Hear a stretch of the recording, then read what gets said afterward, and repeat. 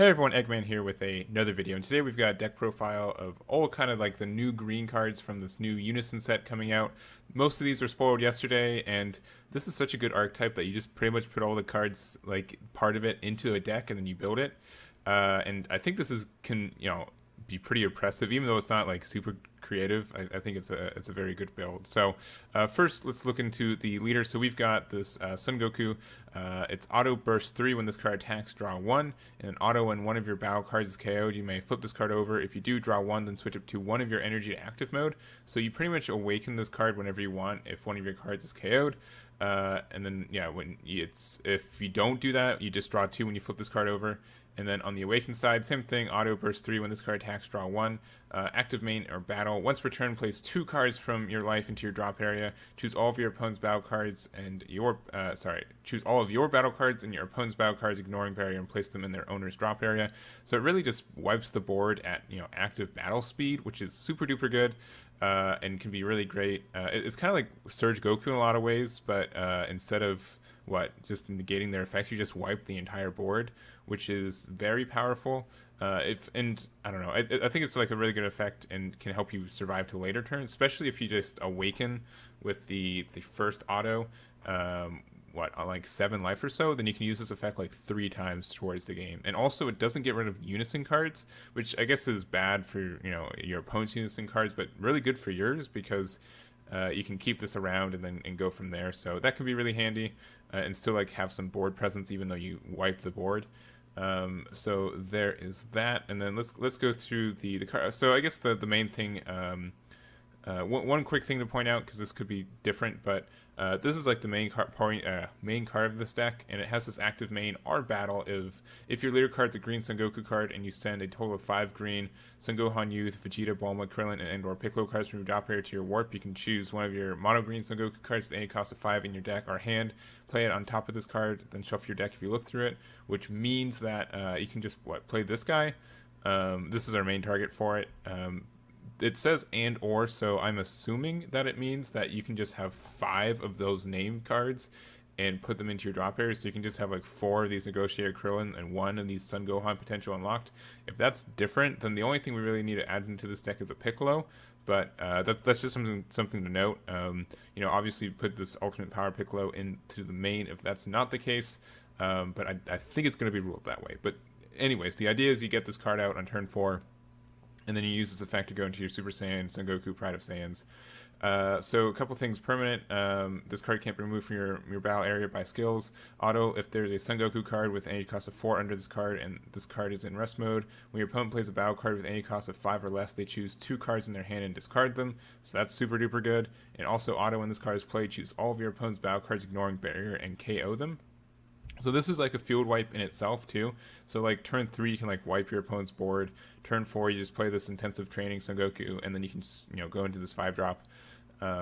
It just seems really powerful. There's a lot of board wipe potential for this deck, and it's active battle speed too, so that's super good. And just like this is a 25k that would have to be attacked over, and I think there's like a bunch of defense tools that this deck can utilize to make sure that this card like stays alive for as long as possible, and your opponent just feels really frustrated about it. So that's like the main idea for the deck, and kind of places to get there. First, like our early game kind of disruption is the Super Saiyan Bardock Paternal Unison. So it has auto, when your opponent combos, you may place up to one of their combo cards in its owner's drop area. If you do, negate the skill for the turn. So this is like a really good discard source in itself. Not only does it mean like this guy kind of has like a 20k power or more during the first attack, because these cards don't have combo steps when they're on the defense step, but it just means like your opponent has to like really put in a lot of effort to get rid of at least the first token from this card every turn. And then the +1 active main, which I think is bonkers. You may choose one of your green battle cards at any cost of 1 and KO it. If you do, your opponent chooses 1 card in their hand and discards it. This also, since the card is also KO'd, the Son Goku card activates, so you can use this this effect. It activates, and then you flip your leader over, and then they you get the effect of that. So you get an untap 1, draw 1, and now you have like a more powerful leader. So I think that's all fine and dandy.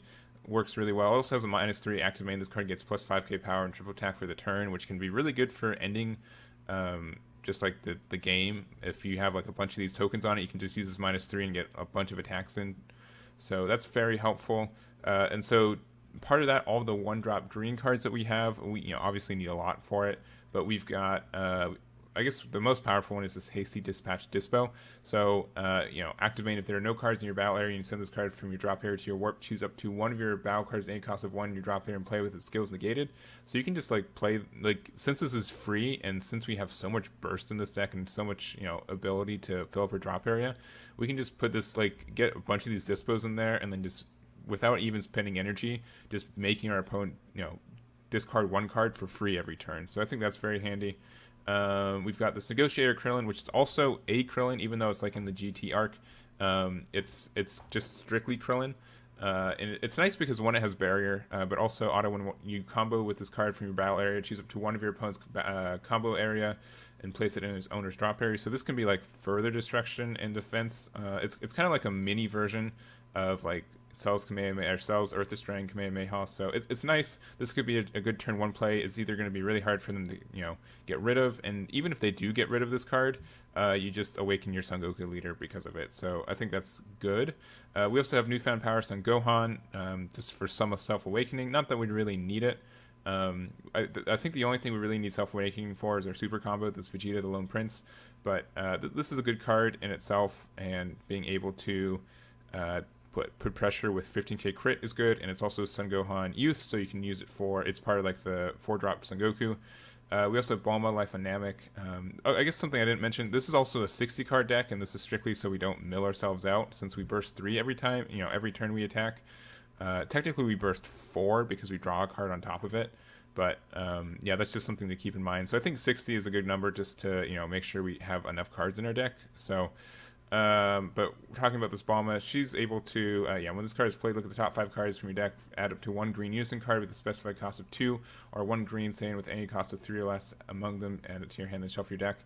This is really just to make sure we find our Bardock, and it's also Bulma, so you can get it from our leader. There's also like this 1-drop Krillin, which all the cards, if you don't know, on the side are just like optional cards, but during your opponent's turn, this becomes a 4-drop if you have 4 life or less. But when this card is played, choose 1. You can look at the top 5 cards of your deck, add up to 1 green Unison card with specified cost of 2 among them, and add them to your hand and shuffle. Or this card gains blocker for the turn, which the idea is that it has blocker, so if it gets KO'd, your Son Goku lives. I also don't think you want to awaken with this on turn 1. I think you really want to awaken this on turn 2, so you can play your Bardock and then awaken and then have 1 energy standing instead of just having on turn 1 untapping 1 energy and then probably not doing anything with it. So but yeah, I think this Bulma was better because it can find also some green Saiyan with energy cost of 3 or less. So that also means you can add either your Son Gohans or your super combo as well. So it's a little bit easier to find targets with this card, and I think that's a boon compared to just a lonely blocker. This Vegeta, super good card. If your leader card is green and your life is at 4 or less when this card is used in a combo, draw 1. And also auto, if your leader is mono green when this card is played, your opponent chooses 1 card in their hand and discards it. So you can just summon this for 1, and then you make your opponent discard, and you can either swing and combo with it and get the plus 10k and the card draw, or you can just even pop it off with Super Saiyan Bardock. I don't think that's like a bad move in a lot of ways. So just a very good super combo. I was also thinking Android 18 Bionic Blitz might be a better card for it. I decided Vegeta just because he's new. He's also 1-drop green, so he could have more Bardock potential. But this I think is also potential because this is always live for card destruction. And if you're worried about having enough cards in your life to activate this, then Android 18 it's always live. We have 4 of these Son Gohan potential unlocked. It's unique blocker, permanent if your leader card is green and you have a green Unison card with a specified cost of 2 in play. You can play this card from your hand without paying its energy cost. So pretty much what this means is you can just play this for free, and either that means you have a blocker out for free, which is nice, or you can just play it for free and then use Bardock, which I mean it's strictly saying oh cool, you just get you just cycle 1 discard for free. And this isn't also once per turn, so if you have 2 of these in your hand, you can play it, Bardock it, and then play another one. So that's handy. And so that's all the 1-drops we've got. 1, 2, 3, 4, 5, 6. So 24 1-drops, so almost half our deck is 1-drops. I think that's a good number, and pretty much guarantees that we're going to get this effect off every turn of the game, which is super nice. Especially since a lot of them, this Dispel is going to bring so much value. This is technically a +1 always, because you just remove it from your drop area for 0 cards in hand. You play your 1 drop, and then you just make them discard a card for free. So it just seems very powerful. All right, other cards. So since we got a lot of cards in the drop too, because we're such a burst heavy deck, we're also running 3 of this Master Roshi Kamehameha Origins. So activate for 1 green. If your leader card is green and you send this card from your drop area to your warp, you can choose 1 green extra card in your drop area and add it to your hand. So this is good for adding some Cells, Earth Strand Kamehamehas back into our hand, or also potentially some Feet Kamehamehas, or even just some, like, if we need like a Shocking Death Ball or Dormant Potential Unleashed, especially like if we discard these cards later in the game and we really need, like if we really need this card to prevent our opponent from really going off, we can make sure we get it back with Master Roshi, which is really nice. And then also rebrand Punishing Passion, which I think makes sense as well. So just 2 green. If your leader card is green, you can send this card from your drop area to your warp. Your opponent chooses 2 cards from their hand and place in their drop area. So this is like just 2 energy, making your opponent go -2. And since we're just so drop heavy as well, I think it's good. What else to talk about? Also, Frieza. This card's insane in so many ways.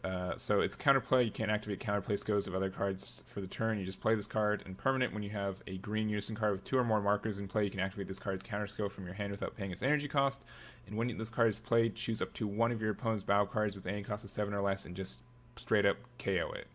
And that doesn't seem very fair. I mean, it doesn't get around barrier, but like it's just a really good card to stop your opponent from doing anything.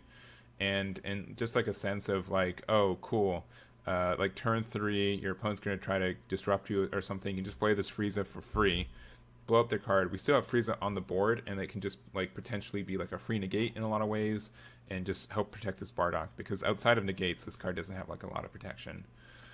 Because once again, you don't have it like a defense combo step with Unison cards. Quickly going over the the extra cards. So we're running 4 Cells, Earth Destroying Kamehameha, super fantastic. Being able to just have it plus 15k and making our opponent discard a card is great. It's just such value. If they like combo like a super combo, then you can just combo this, and then you over combo the super combo, and you make them discard the card they got. So I think that's great. Shocking Death Ball is pretty self-explanatory, especially since it's going to be really easy to get Sparking. You pretty much have Sparking turn 1 with this deck, so you can always play this card. Feet Kamehameha, I only put this card at 3. I think it's an okay card, and if you don't like it, I don't know. I haven't played this deck a lot, so if you don't like it, you can maybe put it down to 2. But we have a Gohan, or Son Goku leader, and it's 1 energy plus 15k, and if we're on the swing, it's critical, which is always nice, and hand destruction, so I don't think this is like a terrible card. We just don't have like a lot of double strike to. I don't think we have any double. We have double strike. We have it on our leader, but our 5 drop, but we don't have anything from there. Dormant Potential Unleashed. This card's also pretty good. You might want to bump this up more than 2. I just decided 2 was the number, but this is like a really good late game counter. So if your leader card is mono green, choose any number of your opponent's battle cards that add up to total cost of 2 or less and KO them. Which means you can also get rid of like all tokens. But additionally, you may choose 1 green card in your hand, discard it. If you do, your opponent can only attack once more this turn, which is very good. It doesn't counter, like it doesn't negate the attack that's coming through, because it doesn't. If you don't realize, the counterattack has to have like the negate attack text, like the Shocking Death Ball does. This doesn't say negate attack; it just it's the timing is counterattack. But this pretty much says you play this card, your opponent has a swing they're on right now, and then only 1 more swing from either like a leader, any source really. So, because like Flying Nimbus says you can only swing 1 more time with battle cards, which doesn't get around Unison a lot of time. Like if you use Flying Nimbus on like your leader swing, then you can still use like this Bardock -3, give it triple attack, and then it has 3 attacks that can really like screw up what they thought like their Nimbus could do. So I think it's a good card. I think honestly you'd only need to resolve this card like once per game, so that's why I only run 2. And technically we can run like 3 because we have this Master Roshi, or sorry, I guess 5. But that's just a reasoning for there. I felt like we had enough counterattack stuff anyways. So, and even if you just have to pay this card for 1 green energy, this is like a steal for an effect in a lot of ways. But the fact that you can also play it for free is like takes it far and away.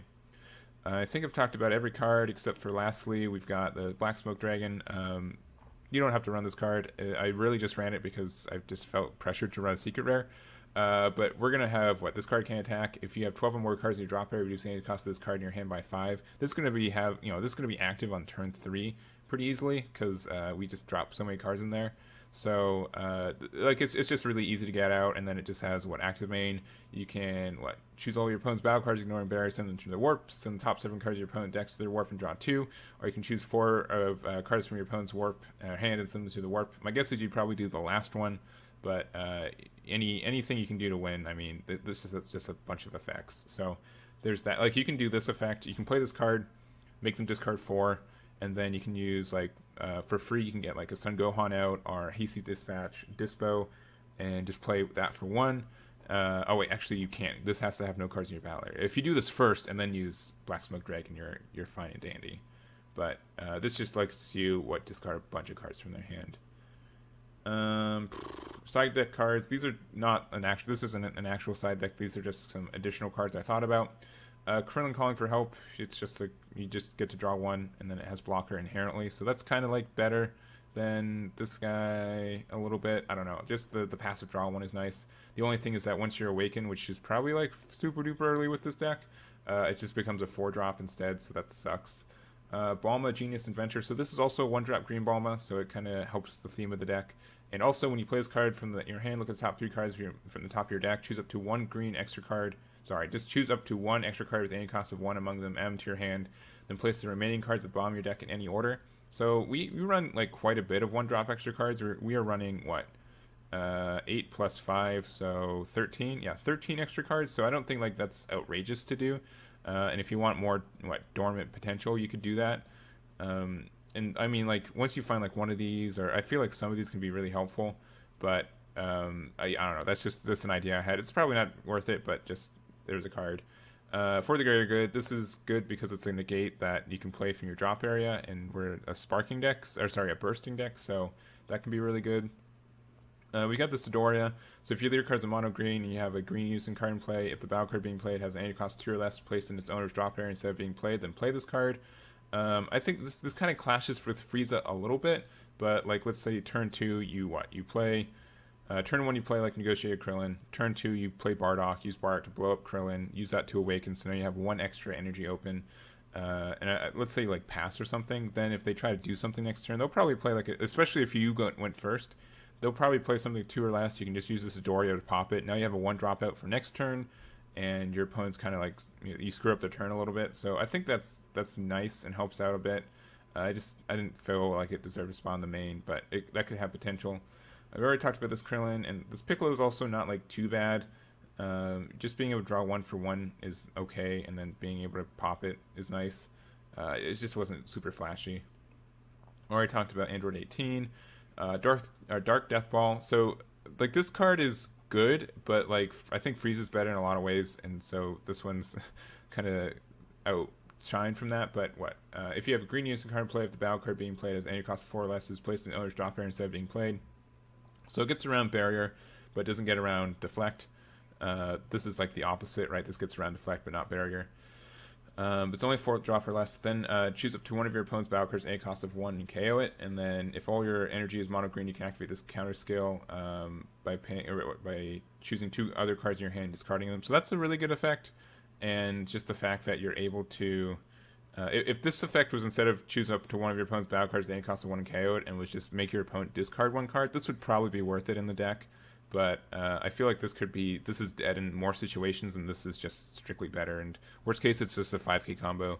This has a little bit hard time doing that, and having to discard 2 to play it for free, I think is a little bit steep.